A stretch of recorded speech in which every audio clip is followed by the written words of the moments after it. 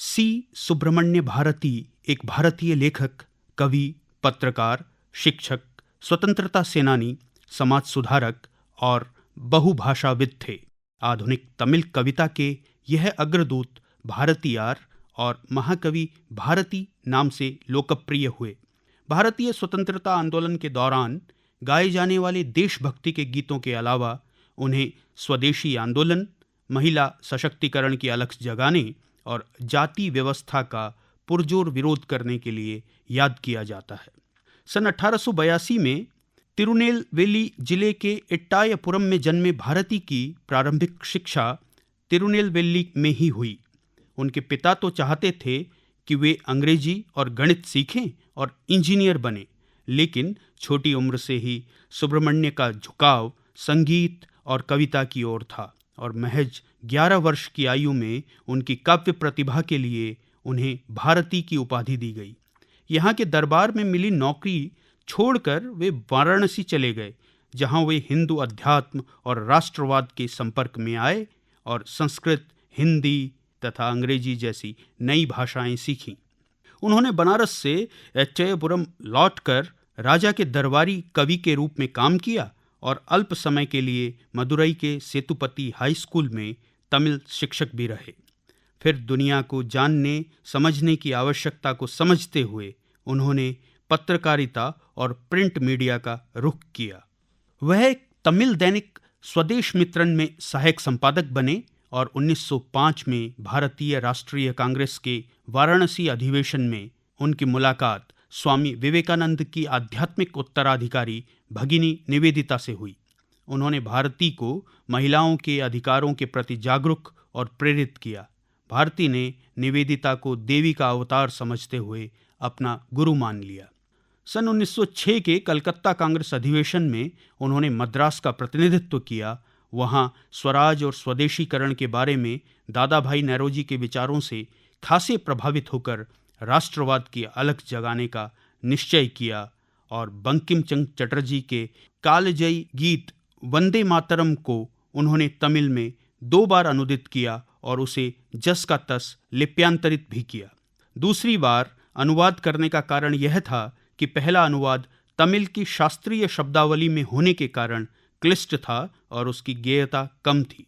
स्वाधीनता प्राप्ति के लिए देश में उठ रही तीव्र आकांक्षा, उत्कंठा का भाव इस अनुवाद के जरिए तत्कालीन मद्रास प्रेसिडेंसी यानी आज के दक्षिण भारत के हर गांव तक जा पहुंचा और इसने उत्तर दक्षिण की भौगोलिक, भाषाई, सामाजिक दूरियों को कम कर दिया। बंगाल की भूमि के महान साहित्यकारों की रचनाओं में व्याप्त राष्ट्रवादी विचारों से तमिल भाषियों को रूबरू कराने के लिए उन्होंने यहाँ के साहित्य का विशद अध्ययन किया था और इसकी छाया उनके लेखन में सर्वत्र दिखाई देती है। भारती और टैगोर के साहित्य के तुलनात्मक अध्ययन से यह पता चलता है कि समान पृष्ठभूमि वाले दोनों कवियों की राष्ट्रवादिता एक से विचारों पर आधारित है। राजनीति, समाज, अर्थशास्त्र और धर्म आदि विषयों पर दोनों मनीषियों के विचारों और साहित्य में अनेक समानताएं हैं। 1907 तक उन्होंने एमपीटी आचार्य के साथ तमिल साप्ताहिक इंडिया और अंग्रेजी समाचार पत्र बाल भारतम का संपादन शुरू कर दिया। इन समाचार पत्रों ने भारती की रचनात्मकता को अभिव्यक्ति प्रदान की और इन्होंने इनमें कविताएं लिखना जारी रखा। उनके लेखन में राष्ट्रवाद से लेकर ईश्वर और मनुष्य के बीच के संबंधों पर गूढ़ चिंतन तक के विविध विषय शामिल थे। उन्होंने रूसी और फ्रांसीसी क्रांतियों पर भी लिखा। सन 1808 में जिस पत्रिका इंडिया में भारती लिख रहे थे, उसके मालिक मद्रास में गिरफ्तार हो गए। आसन्न गिरफ्तारी की संभावना को देखते हुए भारती पांडिचेरी चले गए, जो उन दिनों फ्रांसीसी शासन के अधीन था, और वहाँ उन्होंने तकरीबन 10 वर्षों तक निर्वासित जीवन जिया। पांडिचेरी में भारती ने साप्ताहिक पत्रिका इंडिया, एक तमिल दैनिक विजया, एक अंग्रेजी मासिक बाल भारतम और एक स्थानीय साप्ताहिक सूर्योदयम का संपादन और प्रकाशन किया।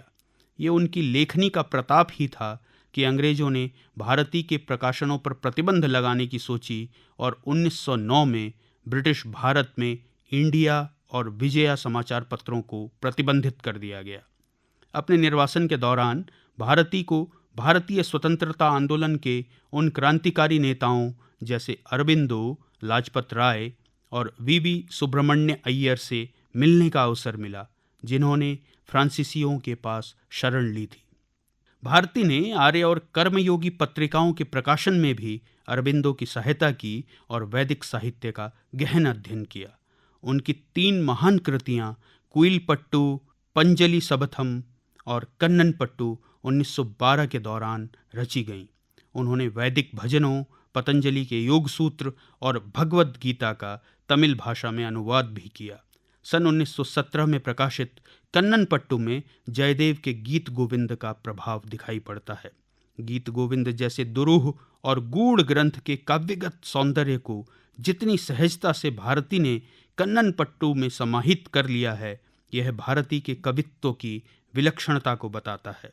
यह कृति अध्यात्म की वैष्णव विचारधारा में कृष्ण के विभिन्न रूपों को प्रतिपादित करती है। इसके पदों में कृष्ण को सखा, स्वामी, माता, पिता आदि के अतिरिक्त पुत्र अथवा सेवक की दृष्टि से देखना अद्भुत है। यहाँ पारंपरिक धार्मिक मानसिकता भगवान की शाश्वत दासता चाहती है, वहीं भारती ने इस गीत में इसे उलट दिया है। उधर कुइलपट्टू यानी कोकिल गीत बच्चों को वातावरण और प्रकृति के साथ तादात्म्य स्थापित करने के लिए प्रेरित करता है। इसमें लिखे पद बाल मनोविज्ञान के विविध पक्षों को समेटे हुए हैं। तमिल में पिछली सदी के जटिल शब्दावली वाली रचनाओं के उलट भारती ने सरल शब्दों और छंदों का इस्तेमाल किया, इसलिए उनकी कविताएं नए विचारों को नई शैली में व्यक्त करती हैं। भारती की कविताएं प्रगतिशील तो थी ही, ये सुधारवादी आदर्शों को भी मुखरता से अभिव्यक्त करती थीं और इनमें शास्त्रीय और समकालीन तत्वों का सुंदर मिश्रण था। उन्होंने भारतीय राष्ट्रवाद, प्रेम, बचपन, प्रकृति, तमिल भाषा की महिमा और प्रमुख स्वतंत्रता सेनानियों के यशोगान जैसे विविध विषयों पर हजारों कविताएं लिखीं।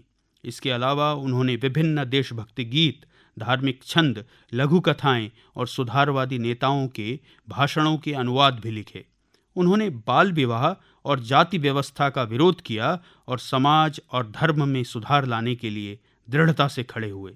उनकी प्रमुख कृतियों में पंजलि सबथम, कन्नन पट्टू, कुइलपट्टू, पापापट्टू, चिन्नन चरियू किलिये और विनयगर नन मानी मलाई शामिल हैं। उन्होंने पतंजलि के योग सूत्र और श्रीमद् भगवद गीता का तमिल में अनुवाद भी किया। नवंबर 1918 में जब भारती कुड्डालोर के पास ब्रिटिश भारत में दाखिल हुए तो उन्हें गिरफ्तार कर 3 सप्ताह के लिए कुड्डालोर की केंद्रीय जेल में कैद कर दिया गया।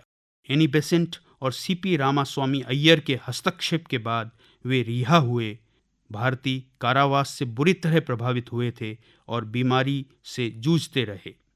पहली बार गांधी से मिलने के बाद भारती ने 1920 में मद्रास से स्वदेश मित्रन का संपादन फिर शुरू कर दिया। उन्होंने अपना अंतिम भाषण इरोड में करुंगल पलायम पुस्तकालय में मनुष्यत्व अमर है विषय पर दिया। सन 1921 में पार्थ सारथी मंदिर में लावण्या नामक एक हाथी के हमले के बाद उनका स्वास्थ्य और बिगड़ गया और कुछ ही महीने बाद 11 सितंबर सन 1921 की सुबह उन्होंने इस लोक की यात्रा पूर्ण कर ली।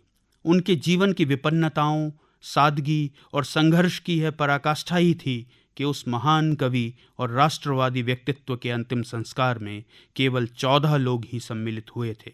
लेकिन 39 साल के छोटे से जीवन में सामाजिक और साहित्यिक स्तर पर उनके सत्कार्यों को पहचाना गया और आज एट्टायपुरम में जिस घर में उनका जन्म हुआ और पुडुचेरी में जिस घर में वे रहते थे, वे स्मारक बन गए हैं। भारत सरकार ने मानव संसाधन विकास मंत्रालय द्वारा सन 1987 से प्रत्येक साल साहित्य में योगदान के लिए सुब्रमण्य भारती पुरस्कार दिया जाता है और तमिलनाडु सरकार ने भी एक वार्षिक भारतीय युवा कवि पुरस्कार की स्थापना की है। भारतीय संसद और चेन्नई के मरीना बीच पर भारती की प्रतिमाएं उनके व्यक्तित्व से रूबरू कराती हैं। भारती की लिखी कविताओं को फिल्मों में गीतों के रूप में गाया जाता है और उनकी कविताओं के वाक्यांश फिल्म शीर्षक के रूप में लिए जाते रहे हैं। उनके जीवन पर बनी भारती नामक एक तमिल फिल्म ने सर्वश्रेष्ठ फीचर फिल्म का राष्ट्रीय फिल्म पुरस्कार जीता था। सन 1949 में तत्कालीन मद्रास सरकार ने उनकी समस्त कृतियों के सर्वाधिकार लेकर उन्हें लोकहित में सार्वजनिक उपयोग के लिए उपलब्ध कराया।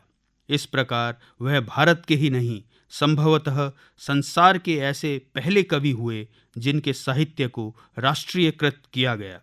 भारती के व्यक्तित्व और उनके कृतित्व को नज़दीक से देखने पर उनकी मेधा का मूल आधार उनका संवेदनशील होना और कई भाषाओं का जानकार होना प्रतीत होता है। बहुभाषी होने के कारण उनकी भारत और विश्व के विभिन्न क्षेत्रों में रचे जा रहे साहित्य पर सीधी पहुंच थी। तमिल भाषा के प्रति अगाध श्रद्धा और तमिल भाषियों के लिए इन विचारों की बोधगम्यता को सुनिश्चित करने के लिए उन्होंने अध्ययन, अध्यापन, पत्रकारिता, अनुवाद और साहित्य सृजन का मार्ग चुना और इस तरह भारत की राजनीतिक, सामाजिक और आध्यात्मिक चेतना को अपने गीतों और कविताओं के माध्यम से तमिल साहित्य, संगीत और दैनिक जीवन में सुलभ बना दिया। अनिल जनविजय द्वारा अनुदित उनकी कविता की ये 4 पंक्तियां उनके कवित्व की एक वानगी भर है। चमक रहा उत्तुंग हिमालय, यह नगराज हमारा ही है, जोड़ नहीं धरती पर जिसका, वह नगराज हमारा ही है।